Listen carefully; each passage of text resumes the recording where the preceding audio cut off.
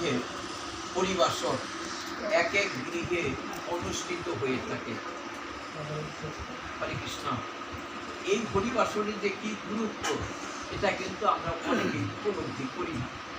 যেমন দেখবেন, আপনার ঘরটা যদি 2-4 মাসের মধ্যে ঝাড়ু না দেন, ওই দেখবেন কি ওই পাশে মাকড়সায় বাসা বেঁধেছে, বাসা বাঁধবে না?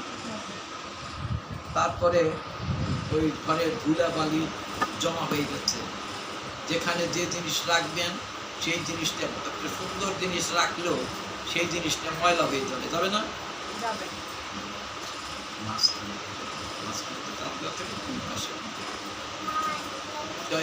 আমাদের ঘরটাকে যখন পরিষ্কার করতে হয়, আমাদের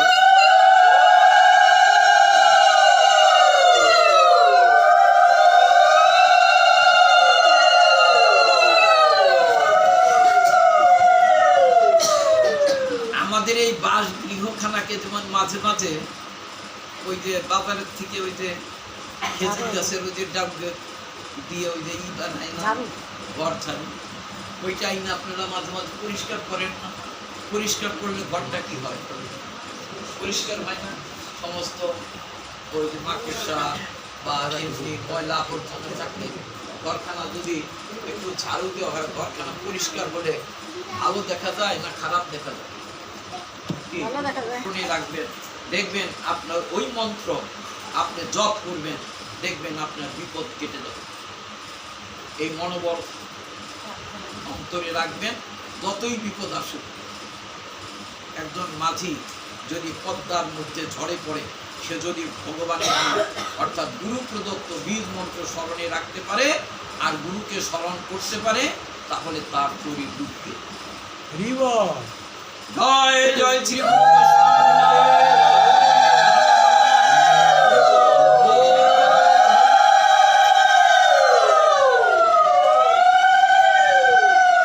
সুতরাং সেই গুরু প্রদত্ত বীজ মন্ত্র আমাদের জপ করতে হবে। আর কি করতে হবে? আমার এই হৃদয় ঘরখানাকে মাঝে মাঝে একটু পরিষ্কার করতে হবে। এই হরিবাসর কি আপনি শুধু হৃদয় মন্দিরটাকেই পরিষ্কার করে? আপনারা অনেকেই অষ্টকালীন লীলা কীর্তন শুনে থাকেন।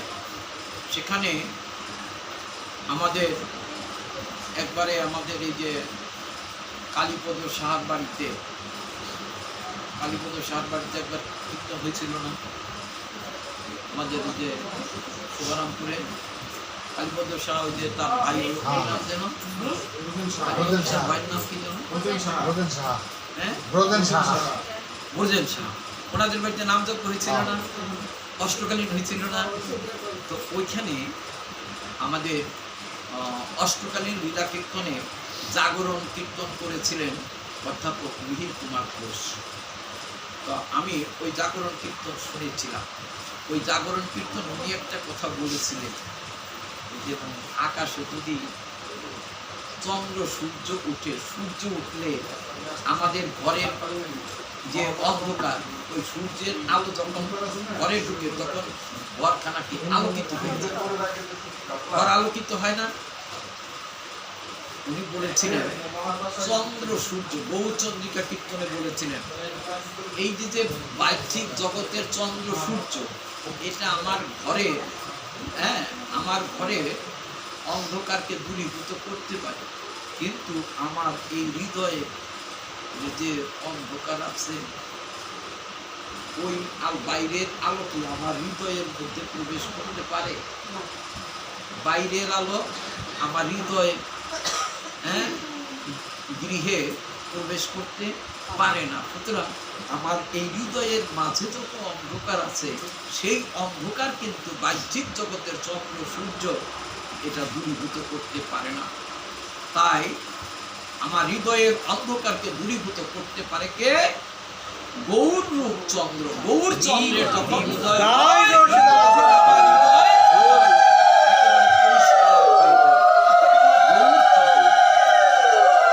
বাহ্যিক জগতের চন্দ্রের আলো আমার হৃদয় মন্দিরে প্রবেশ করতে পারে না, কিন্তু গৌর চন্দ্রের যে আলো অর্থাৎ গুরু প্রদত্ত বীজ মন্ত্র, হ্যাঁ, বা গুরু কৃপা বা গৌরের কৃপা, এইটা কি করে আমার হৃদয়ের অন্ধকারকে, হ্যাঁ, অজ্ঞান ও তিমিরাম ভস্ম, অজ্ঞানতারূপ অন্ধকার আমার এই গৃহ, আমার এই গৃহখানা অন্ধকার,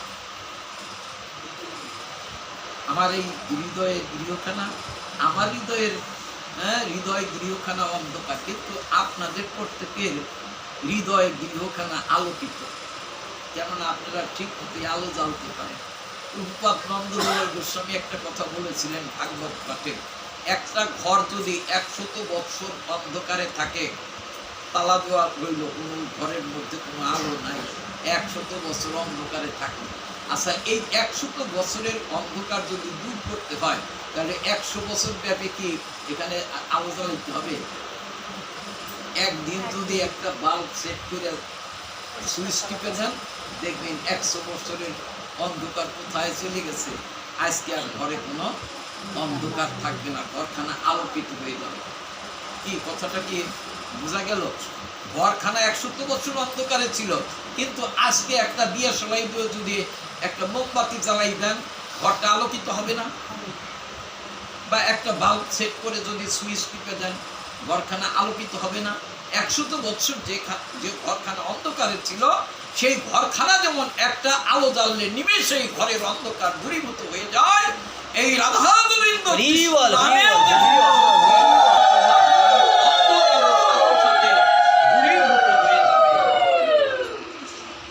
সাথে সাথে আমাদের এই চিত্ত গুহার অন্ধকারটাও দূরীভূত হয়ে যাবে, আমার হৃদয়ের, হ্যাঁ, হৃদয় গৃহখানা আলোকিত হয়ে যাবে। এই জন্য গুরুদেব কিন্তু হরিবাসরের কথা বলেছেন, যেখানে সাধু গুরু বৈষ্ণবের আগমন হয় সেই গৃহে কোনো অমঙ্গল থাকে না। যেখানে স্বয়ং ভাগবত আসেন, ভাগবত কি? ভাগবত স্বয়ং ভগবান, ভাগবত স্বয়ং ভগবান। ভাগবতকে তুলনা করা হয়েছে ভগবানের সঙ্গে।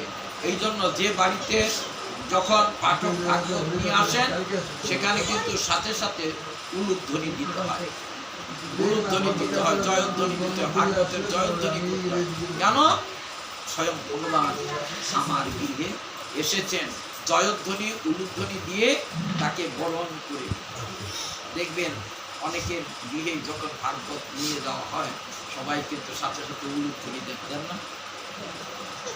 সুতরাং এটা কিন্তু আমাদের শিক্ষা। ভাগবত নিয়ে আসা হলো, আমরা জয়ধ্বনি উলুধ্বনি দিলাম কেন? ভাগবত কি? ভাগবত হচ্ছেন শব্দ ব্রহ্ম, হ্যাঁ, শব্দ ব্রহ্ম। ভক্তি শাস্ত্র ভাগবত সার কর অবিরত, আমাদের ডক্টর মহানামব্রত ব্রহ্মচারী। ভক্তি শাস্ত্র ভাগবত সার কর অবিরত। সুতরাং এই ভক্তি শাস্ত্র ভাগবতের প্রতি যেন আমাদের চিন্তা থাকে। ভাগবত হচ্ছে, ভাগবত যাহা আমার শ্রীকৃষ্ণ, শ্রীকৃষ্ণের অঙ্গের সাথে তুলনা করা হয়েছে ভাগবতকে। তা ভাগবতকে যদি আমি আমার গৃহে বৎসরে একবার একটু আনি, তাহলে কি হবে? আমার গৃহের মঙ্গল হবে না অমঙ্গল হবে? মঙ্গল। মঙ্গল হবে না? আপনি চাইলেও হবে, না চাইলেও হবে। দেখবেন যদি বর্ষা হয় বা বন্যা হয়, বন্যার জল যদি আপনার বাড়িতে আসে, বন্যার জল যখন নাইমে যায়, আপনার বাড়ির ময়লা আবর্জনা ধুয়ে যায় না, পরিষ্কার হয়ে যায় না বাড়িতে? আপনি যদি বলেন, হে বন্যার জল, তুমি আমার বাড়িটাকে একটু পরিষ্কার করে নিয়ে দেবে, আচর করে বলছিলেন, বলেন। কিন্তু এমনিতেই না বললেও যেমন বাড়িটা পরিষ্কার হয়ে যায়, আমার প্রাণ গোবিন্দ অর্থাৎ শ্রীমদ ভাগবত যে গৃহে আসে, যেখানে সাধুগুরু বৈষ্ণবের আগমন হয়, সেই গৃহের যত অমঙ্গল আবর্জনা যা কিছু থাকে সেইগুলো পরিষ্কার হয়ে যায়। সেই গৃহে অশান্তি দূরে চলে গিয়ে আমরা যেন এই ভাগবতকে বা এই হরিবাসরকে সবাই সাদরে যার যার গৃহে অন্তত বছরে একটি বার, আমাদের ভবতরণ সেবা সংঘের হরিবাসর বছরে একটি বারই পড়ে। আমরা আমাদের যারা কর্মকর্তা আছেন, আমার বিশ্বাস আমাদের কর্মকর্তা যারা আছেন তারা কখনো বলেন না যে আমাদেরকে মিষ্টি খাওয়াতে হবে, আমাদেরকে ওই পুষ্পন্ন খাওয়াতে হবে। বলেন আমাদের কর্মকর্তা যারা, আপনি যদি বাতাসা দিয়ে পারেন তা দিয়েই আপনি পরিবেশন করবেন, এতে কারো কোনো বাধা নেই বা কারো কোনো যে এমন কোনো বাধ্যবাধকতা নেই যে আপনার জয়গুরু, এমন কোনো বাধ্যবাধকতা নেই। আমাদের বহুদিন পরে আমাদের ভবচরণ সেবা সংঘ ফরিদপুর জেলা শাখার সুযোগ্য সেক্রেটারি বা সাধারণ সম্পাদক আমার মামা সৌজিৎ মামা দীর্ঘদিন ভারতে ছিলেন, ওনার মাকে নিয়ে চিকিৎসাধীন ছিলেন। উনি আজকে আসছেন, কবে পরশুদিন আসছেন। তবে আজকে ওনাকে আমাদের পরিবার শরীফে আমি অত্যন্ত আনন্দিত, এবং ওনার মা কিন্তু অসুস্থ, খুবই অসুস্থ। হয়তো মানুষটা একদিন চলেই যাবে, কিন্তু তারপরেও আমরা রাধা গোবিন্দের কাছে প্রার্থনা জানাই ওনার মা যেন আরো কিছুটা দিন সুস্থ অবস্থায় বেঁচে যান। জয় জয় রাধা গোবিন্দ।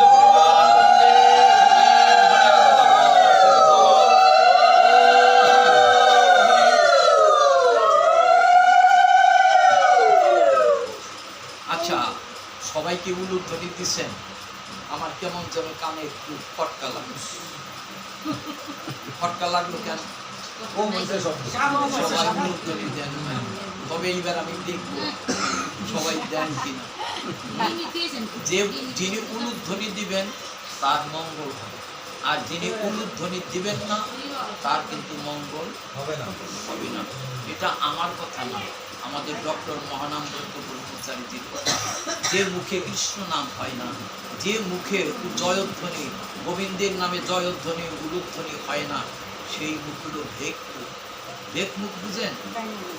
ওই যে আষাঢ় মাসে বৃষ্টি হলে ডাকে নিজের বিপদ নিজেই ডাইকে আনে, ঠিক না? এই জন্য আপনারা কেউ নিজের বিপদ নিজে ডাইকা আনবেন না। অর্থাৎ সবাই প্রাণ খুলে জয়ধ্বনি উলুধ্বনি দিবেন, আপনাদেরও মঙ্গল হবে, এই গৃহেরও মঙ্গল হবে। জয় জয়।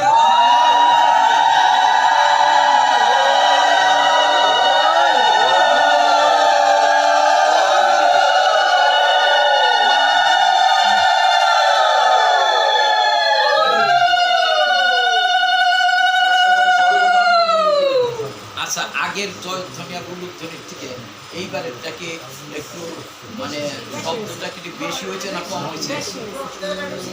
অনিতা দিব বেশি হয়েছে না কম হয়েছে? অনিতা দিত আপনি বইল তাই। সুতরাং এই যে জয়ধ্বনি উলুধ্বনি দেখছেন, এটা আমাদের জন্য মঙ্গল বই আনবে। যত দূর পর্যন্ত এই জয়ধ্বনি উলুধ্বনি যাবে, ওর মধ্যে কোনো অপশক্তি থাকতে পারবে না। যেমন পাহারা থাকলে চোর সেখানে আউড়ে না, চোর দূরে সরে যায়, ওইরকম অমঙ্গল দূরে চলে যায়, কাছে আসে না। এবার আমরা ভাগবতের দিকে লক্ষ্য করি, সবাই মনোযোগ দিয়ে শুনবেন। আসলে কি, আমরা সবাই এই পৃথিবীতে শান্তি চাই, কি শান্তি চাই না? শান্তি চাই না? একটা পোলাপান, একটা বাচ্চা, ওই যে আমার বলাইতারে যে নাতনি দেখলাম মেয়ের কোলে, ওই নাতনি যখন কান্না করে তখন ওর মা যদি কোলে নেয়, কান্নাটা থাইমা যায় না? কিছু খাইতে দিল না, কোলে নিল, কান্না থামবে না? বাবা মায়ের কোলে উঠলে সন্তানের কান্নাটা এমনিতেই থেমে যায়। তাহলে সবাই কিন্তু বাবা মার কোলে উঠতে চায় না? আচ্ছা, যদি কেউ বাবা মার কোলে উঠতে চায় আর যদি সে বাবা মার কোলে উঠতে না পারে, তার মনে একটা দুঃখ লাগে না? লাগে।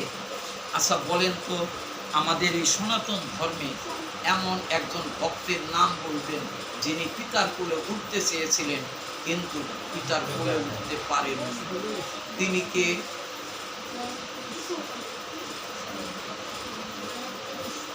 পিতার কোলে উঠতে গিয়েছিলেন, তার কিন্তু দুই মা ছিল।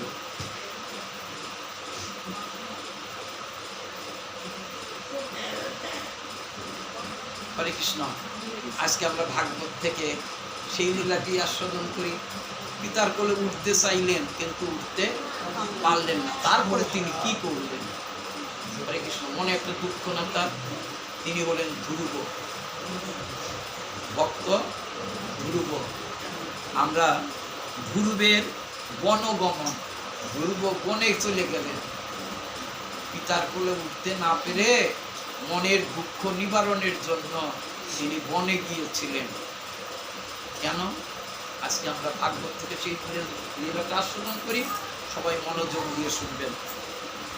শ্রীমদ্ ভাগবতম চতুর্থ স্কন্ধ অষ্টম অধ্যায় ধ্রুবের বনগমন।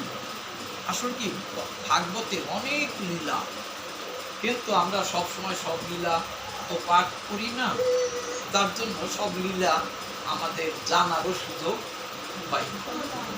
ধ্রুবের বনগমন।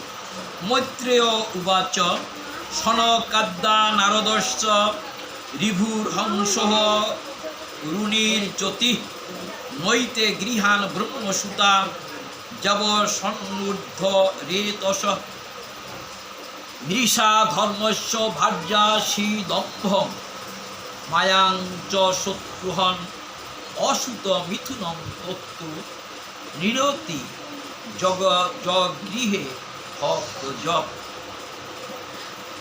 মৈত্রেয় বললেন, শত্রুসূদন বিদু সনকাদি চতুষ্টয় নারদ ঋভু হংস অরুণী এবং জ্যোতি ব্রহ্মার এই কয়জন পুত্র নৈষ্ঠিক ব্রহ্মচারী ছিলেন। এরা গৃহস্থ আশ্রমে প্রবেশ করেননি। অনেকে সংসার ধর্ম করেন, সংসার ছেড়ে চলে যান, আছেন এরকম, সংসারের দিকে তার মন নাই, কি এরকম অনেকেই আছেন। বিবাহ করলেন না, সংসার ধর্ম করলেন না, কোনো সন্তান সন্ততিও তাদের হলো না, মানে সংসারের দিকে তাদের আর মন থাকে না। তা ব্রহ্মার এরা হলো যে কয়জনের নাম বলা হলো, এরা ব্রহ্মার পুত্র ছিলেন। এরা গৃহস্থ আশ্রমে প্রবেশ করেননি, সুতরাং এদের কোনো সন্তানও হয়নি। অধর্ম ব্রহ্মারই পুত্র। অধর্মের কথা শুনছেন? ধর্মের বিপরীত শব্দ হলো অধর্ম। একজনের নাম হলো অধর্ম। অধর্মের কথা শুনেন না আপনারা? এই কাজটা তুমি ভালো করো না, এটা একটা অধর্ম কাজ করছো, এরকম বলি না? এই অধর্মও কিন্তু ব্রহ্মারই সত্তা। অধর্মটা আসছে কোথার থেকে? তার তো একটা জন্মস্থান থাকতে হবে, যে কোনো জিনিসই হোক তার একটা জন্মস্থান থাকতে হবে না? তার একটা উৎস থাকতে হবে না? আপনারা যে কাঁঠাল দিলেন, কাঁঠালটা আসলো কোথার থেকে? নিশ্চয়ই একটা গাছে দিচ্ছে। গাছটা হইল কোথার থেকে? নিশ্চয়ই তার একটা বীজ আছে। বীজটা না হলে তো আর কাঁঠাল গাছও হইতো না, আর কাঁঠাল গাছে কাঁঠালও ধরতো না, আর আজকে হরিবাসেরও কাঁঠাল আসতো, ঠিক না? তাহলে তার একটা উৎস আছে না? তার জন্মটা কোথায়? নিশ্চয়ই তার জন্মের একটা সূত্র আছে। এই ব্রহ্মারই পুত্র হলো অধর্ম। অধর্ম ব্রহ্মারই পুত্র। তার পত্নীর নাম ছিল মৃষা। এই অধর্মের স্ত্রীর নাম হইল মিথ্যা। যার নাম অধর্ম তার স্ত্রীর নাম তো মিথ্যেই হবে। তার স্ত্রীর নাম কি সত্য হইতে পারে? অধর্ম যে, হ্যাঁ, তার স্ত্রীর নাম তো, তার স্ত্রীর নাম কি কন্দি? মিথ্যা। দেখছেন, আপনাদের মনে আছে? তার স্ত্রীর নাম মৃষা। মৃষা শব্দের অর্থ হলো মিথ্যা। তার দম্ভ নামে পুত্র ও মায়া নামে কন্যা জন্মেছিল। স্বামী স্ত্রী অধর্ম বিবাহ করেছে। অধর্ম বিবাহ করেছে কাকে? মিথ্যাকে। তাদের সন্তান হয়েছে, একটা ছেলে আর কি একটা মেয়ে। ছেলের নাম কি? দম্ভ। ছেলের নাম হলো দম্ভ। দম্ভ শব্দের অর্থ কি জানেন?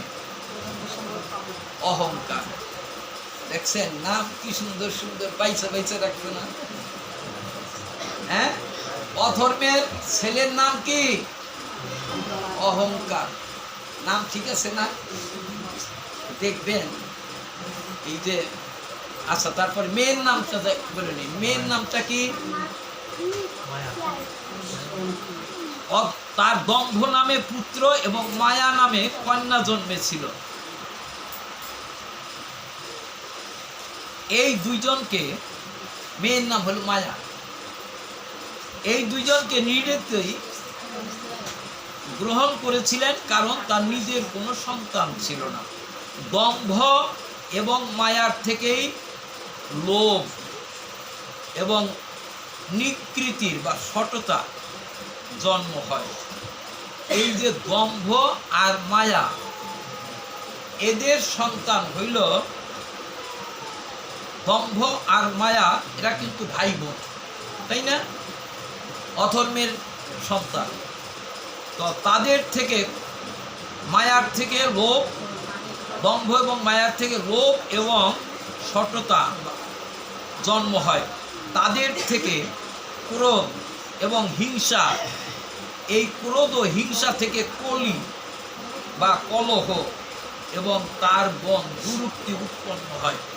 এই যে কলি বা কলহ, দেখবেন যেখানে অন্যায় থাকে, যেখানে দম্ভ থাকে, যেখানে হিংসা থাকে, যেখানে মিথ্যা থাকে, যেখানে অহংকার থাকে, সেখানে তো কলহ থাকবে। কলহ মানে কি? সেখানে শান্তি থাকে? শান্তি থাকে না। যেখানে ধর্ম থাকে না, সেখানে শান্তি। আমরা হরিবাসর কেন দেখি?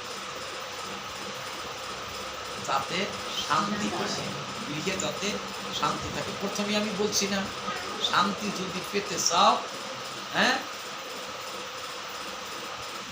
গীতার আলো ঘরে জ্বালাও। শান্তি যদি পাইতে হয়, তাহলে কোন আলো জ্বালতে হবে? গীতার আলো। গীতার আলো জ্বালতে হবে ঘরে ঘরে। আমি বলবো গীতার আলো, আপনারা বলবেন ঘরে ঘরে জ্বালো। গীতার আলো, আরেকটু জোরে, গীতার আলো ঘরে ঘরে জ্বালো। আমি তো আপনাকে বলে দিই, দেখছেন আপনারা ঠিক বলে ঘরে ঘরে জ্বালো। সুন্দর কথাটাকে আমি মিথ্যা বললাম? যে ঘরে গীতার আলো থাকে, সেই ঘরে কোনোদিন অশান্তি থাকে না।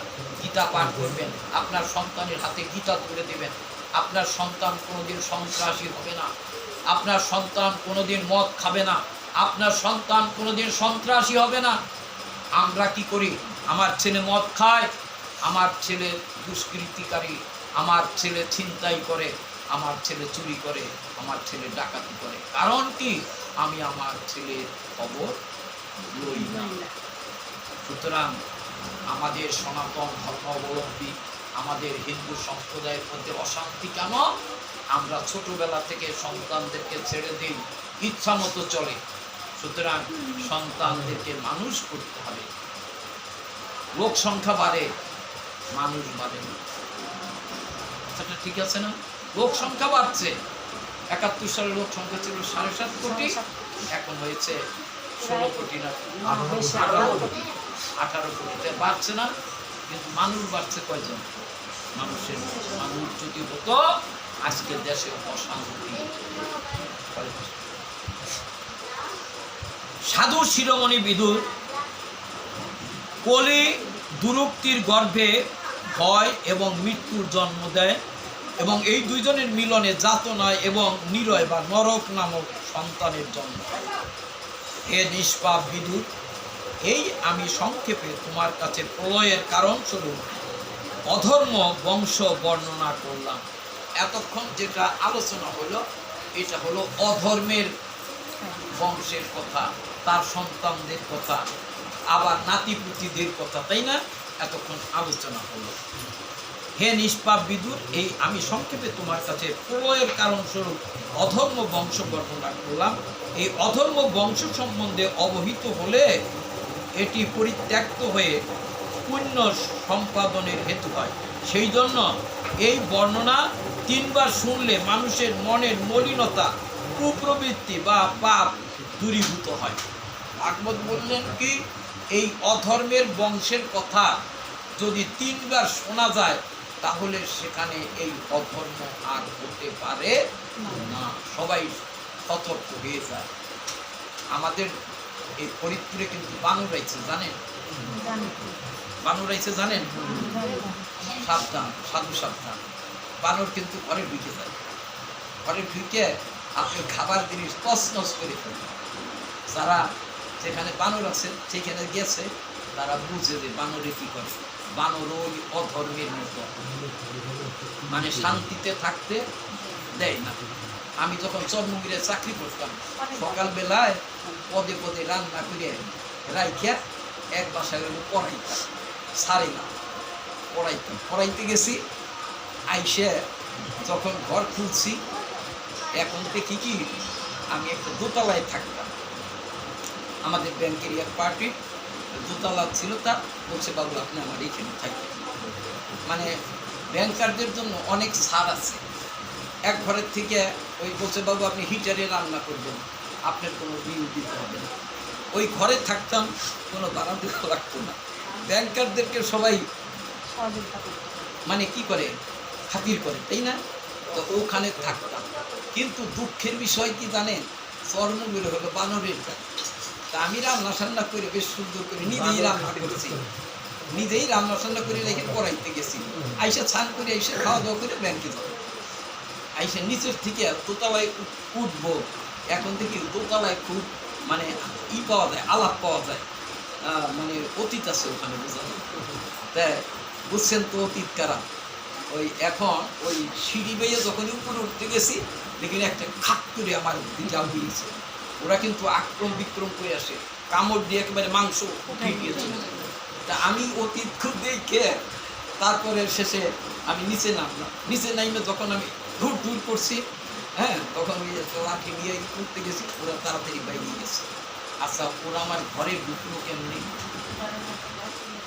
দরজা কিন্তু দেওয়াই ছিল, দরজা খোলা রেখে যায়নি। বানরের এত বুদ্ধি জানেন, ওরা করে কি, ওই দরজা এরম এরম জাগতে থাকে। জাগতে জাগতে জাগতে জাগতে এক সময় খিল, কিন্তু ওই যে বলাইদার বানানো খিল তো বেশি টাইট, ওই জাগতে জাগতে খুলে গেছে। খুলে গেলে পরে ঘরে ঢুকছে। ঘরে ঢুকে দিয়ে একটা টিনের মধ্যে ছিল চাল। ওই টিনটাকে করছে কি, ওই নিচে ফ্লোরে পাতা ছিল, মানে ওই হোগলা। তো ওই হোগলার উপরে ওই টিনটারে পাই মানে করে নিছে, মানে ওই মোটকা খুলে একেবারে ইচ্ছা মতো মানে চাউল প্রত্যেকের মুখ দেখি কি একেবারে ভরে গেছে। আর ওই যে রান্না ঠান্না করে রেখে গেছিলাম, তা ওরা আমাকে দেখে তাড়াতাড়ি বাইরে গেল। তো বাইরে যাওয়ার পরে আমি ঘরে এসে দেখি আমার ওই ভাতের পাতিল নাই। হ্যাঁ, ভাতের পাতিল এখন দোতলার উপরে, মানে ওই অন্য ঘরের দিকে তাকাইতেছে, পাতিল গেল, তাই ভাত নাই, পাতিল তো পাইতে হবে। এখন দেখি ওই 3-4টা ঘরের উপরে পিছনে দেখে আমার ভাতের পাতিল ওইখানে ফেলে গেছে। শেষে ওইখান থেকে পাতিল খাবো। এখন ব্যাপার হলো কি, এই যে বানর তো ঢুকে গেছে, কিন্তু এই রান্না করা ভাত কিন্তু সেই দিন আর আমি খাইয়া অফিসে যাইতে পারিনি, ব্যাংকে যাইতে পারিনি। না কি আমাকে ব্যাংকে যাইতে হলো, কেন সময় হয়ে গেছে। তাড়াতাড়ি স্নান করে আইসে তারপরে ওই একটু চাউল জল মুখে দিয়েই অফিসে চলে গেল। বানর ঢুকলে যেমন শান্তি থাকে না, অধর্মও যদি ঢুকে সেইখানেও শান্তি থাকে। এই এতক্ষণ এখানে বললেন কি, ভাগবত বললেন অধর্মের কথা আমাদের ভাগবতে লেখলেন কেন? অধর্মের কথাও আমাদের জানতে হবে। কেন? অধর্ম মানুষকে কি করে? অধর্ম মানুষকে কষ্টের দিকে নিয়ে যায়, দুঃখের দিকে নিয়ে যায়। এই জন্য ভাগবত বললেন 3 বার শুনতে হবে এই কথা, তাহলে আর অধর্ম আপনার ঘরে থাকবে না, অন্যায় থাকবে না। তারপরে এরপরে আসেন, এখন কি ধর্মের কথা শুনতে হবে না? হরে কৃষ্ণ, এতক্ষণ তো অধর্মের কথা শুনলে। এখন আমি শ্রীহরির অংশ বা ব্রহ্মার অংশ থেকে উৎপন্ন পবিত্র কীর্তি মহারাজ স্বয়ংভূব মনুর পুত্রদের বংশ বর্ণনা করছি। এতক্ষণ গেল অধর্মের বংশের কথা। এইবার মনু এবং শতরূপা এরা ছিলেন দুইজন এই ভগবান শ্রীহরির মানে দুটি, একটি পুত্র একটি কন্যা। তো মনু এবং শতরূপা তাদের ঘরে জন্ম নিলেন মহারানী শতরূপা এবং তার পতি স্বয়ংভূম মনু। এদের দুজনের প্রিয়ব্রত এবং উত্তানপাদ নামে দুই পুত্র জন্মগ্রহণ করেন। একজনের মানে ওই মনু এবং শতরূপার দুই ছেলে, প্রিয়ব্রত এবং উত্তানপাদ। এবং এই উত্তানপাদ উনি ছিলেন রাজা। এরা দুজনেই ভগবান বাসুদেবের অংশে জন্মেছিলেন। এই জন্যই এরা জগতের রক্ষাকার্যে তৎপর থাকতেন। উত্তানপাদের সুনীতি এবং সুরুচি নামে দুই পত্নী ছিলেন। রাজা উত্তানপাদের দুই স্ত্রী। আগেকার লোকেরা আর যাই করুক আর না করুক 2-3টে করে বিয়ে করতে, এখন করে। এখন আমরা অনেক ভালো হয়ে গেছি না? হ্যাঁ, কি ঠিক না? তো এখন এই যে উত্তানপাদের দুই স্ত্রী নাম কি? একজনের নাম হলো সুরুচি আর একজনের নাম হলো সুনীতি। সে একদিন উত্তানপাদের সুনীতি এবং সুরুচি নামে দুই পত্নী ছিলেন। এদের মধ্যে সুরুচি রাজার অধিক প্রিয় ছিলেন। সুমতি যার পুত্র ছিলেন ধ্রুব রাজার তত প্রিয় ছিলেন। যদি দুইজনই স্ত্রী থাকে তাইলেও কিন্তু জ্বালা আছে, কি অনিতা ঠিক না? দুইজন স্ত্রী যদি থাকতো বলাইটা তাহলে বুঝতে ঠিক পাইল না। হ্যাঁ,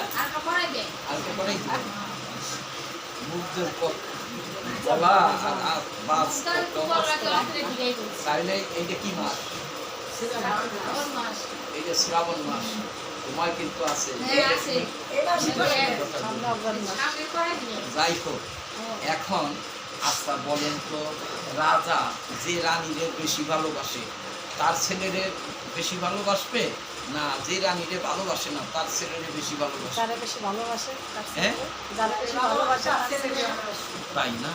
তাহলে এই রাজা উত্তানপাদ সুরুচিকে বেশি ভালোবাসতেন, সুনীতিকে তত বেশি ভালোবাসতেন। দেখছেন জ্বালা আছে, দুইটা বিয়ে করলে একটা অশান্তি, কি ঠিক না?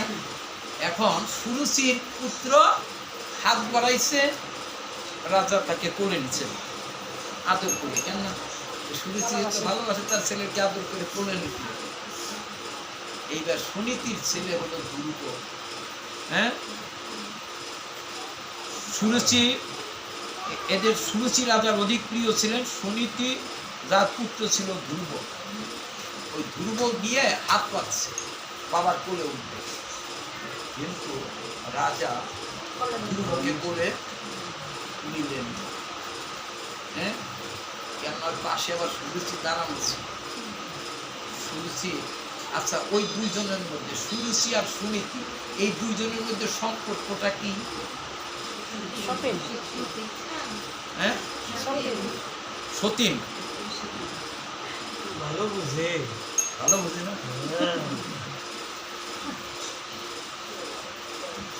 অসিদ্ধার দিকে লক্ষ্য রাখেন।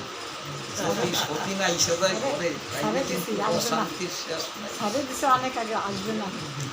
হরে কৃষ্ণ। এইবার যখন ধ্রুব পিতার কোলে উঠতে চাচ্ছে, আমি কিছুক্ষণ আগে বলছিলাম না সব সন্তানই কিন্তু পিতামাতার কোলে উঠতে চায়, আর পিতামাতা কোলে নিলে সন্তানের কান্না থেমে যায়। ধ্রুবকে তিনি রাজা উত্তানপাদ কোলে নিলেন না। হ্যাঁ, একদিন রাজা উত্তানপাদ সুরুচির পুত্র উত্তমকে নিজের কোলে বসিয়ে আদর করছিলেন। এই সময় ধ্রুব রাজার কোলে আরোহণ করতে চাইলেন, কিন্তু রাজা তাকে কোনো রকম সমাদর করলেন না। সতীন পুত্র ধ্রুবকে মহারাজের কোলে আরোহণের চেষ্টা করতে দেখে মহাগর্বিতা রানী সুরুচি মহারাজের সামনেই ঈর্ষার সঙ্গে ধ্রুবকে বলতে লাগলেন, ওই যে সৎমা সুরুচি, ধ্রুবের সৎমা না সুরুচি, সুরুচি ধ্রুবকে কি বলতেছেন? হ্যাঁ, ঈর্ষার সঙ্গে ধ্রুবকে বলতে লাগলেন, ওহে বাপু, তুমি এই রাজ আসনে বসার অধিকারী নও। তুমিও রাজারই পুত্র হলেও কি হবে? আমি তো তোমাকে গর্ভে ধারণ করিনি। তুমি এখনো বালক, তাই জানো না। তুমি রাজার অন্য পত্নীর গর্ভে জন্মেছ। তুমি তো রাজার আরেক রানীর গর্ভে জন্মেছ। তোমার মার নাম হলো সুনীতি। তবে তুমি যদি আমার গর্ভে জন্মগ্রহণ করতে, তাহলে রাজা তোমাকে ঠিক মতোই কোলে নিতেন। রাজা তো সিংহাসনে বসা, তুমিও রাজার কোলে সিংহাসনে বসতে পারতে, কিন্তু তোমার রাজার কোলে ওঠার অধিকার নেই। কেন নেই? যেহেতু রাজা ওই সুনীতিকে ভালোবাসেন। তাই বলছে তুমি রাজার অন্য পত্নীর গর্ভে জন্মেছ, সেই জন্যই তোমার পক্ষে যা লাভ করা অসম্ভব তারই জন্য তোমার সাধ হয়েছে। যদি তোমার রাজ সিংহাসনে আরোহণের বাসনা থাকে, তাহলে তপস্যা করে পরম পুরুষ শ্রী নারায়ণের আরাধনা করো এবং তার কৃপায় আমার গর্ভে এসে জন্মগ্রহণ করো। তুমি নারায়ণের সাধনা করে আমার গর্ভে এসে তুমি জন্মগ্রহণ করতে পারো, তাহলেই তুমি রাজার কোলে উঠতে পারবে। হরে কৃষ্ণ। কথাটা যত সহজ, কাজটা তো যত সহজ নয়। এখন ধ্রুব চিন্তা করলেন যে আমি তাহলে নারায়ণের সাধনা করব, আর ওই রাজার কোলে আমাকে উঠতেই হবে। তাই ধ্রুব কি করলেন? নারায়ণের সাধনা করার জন্য বনে চলে গেলেন। হরে কৃষ্ণ। এটাই হল মূল কথাটা। এই জন্য আলোচনা আজকে বেশি দীর্ঘায়িত করা যাবে না, একটু কেনা বাইরে আবার কাঠুর হচ্ছে, এই জন্য আলোচনাটা আমরা সংক্ষিপ্তভাবেই আজকের মতো এখানে বিশ্রামে রাখবো। মূল কথাটা তো বুঝতে আপনাদের খুব কষ্ট হয় নাই। আজকে ধ্রুব বাবার কোলে উঠতে পারলেন না, এই দুঃখটা শুধু ধ্রুবের মনে না, আমাদের মনেও রইল। দেখা যাক ধ্রুব এখন কোন পথে কোন দিকে এগোয়, এবং এর থেকেও কিন্তু আমরা শিক্ষা লাভ করতে পারি। ভগবানের কৃপা হলে তার কোনো কিছুর অভাব থাকে না। গুরু কৃপা হি কেবলম। গুরু কৃপা হলে আমার গোবিন্দেরও কৃপা হয়। গুরুই কৃষ্ণ হন শাস্ত্রের প্রমাণে, গুরু রূপে কৃষ্ণ কৃপা করেন ভক্তগণ। সুতরাং আমরা আজকে গুরুর নির্দেশেই এই হরিবাসরে সমবেত হয়েছি। গুরু কৃপা আমাদের সকলের প্রতি বর্ষিত হোক, এবং আমাদের এই গুরু যেন তার কোলে উঠতে পারে, সেই আশাবাদ ব্যক্ত করে, এই গৃহের মঙ্গল কামনা করে, যারা আপনারা এমন একটা কত গরম দেখেন না, আমি কিন্তু আমার গেঞ্জি ভিজে গেছে, তারপরেও এই যে আপনাদেরও তো কষ্ট হচ্ছে, তবু আপনারা এসেছেন, ভাগবতের কথা শুনলেন। ভাগবতের বৈশিষ্ট্য হলে শ্রবণ মঙ্গলম, শ্রবণ করলেই মঙ্গল হবে। আপনাদের সকলের মঙ্গল কামনা করে আজকের মতো শ্রীমদ্ ভাগবতের এখানে বিশ্রাম। জয় জয় শ্রীমদ্।